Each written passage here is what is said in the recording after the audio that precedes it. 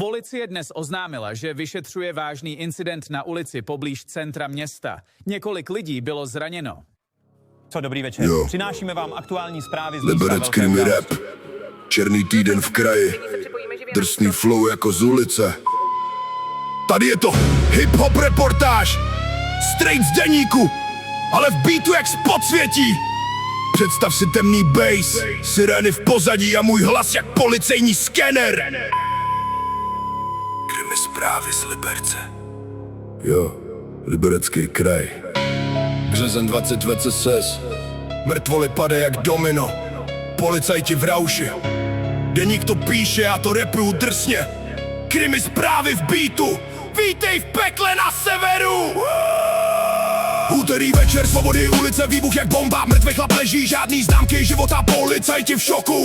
Pyrotechnici, kinologové přičmuchají výbušniny. Bitva rozhodne, jestli to byl crack nebo rakovina. Rokytnice nad jezerou, penzion smrti. Muž a žena mrtví vedle sebe, žádná cizí ruka. Jsem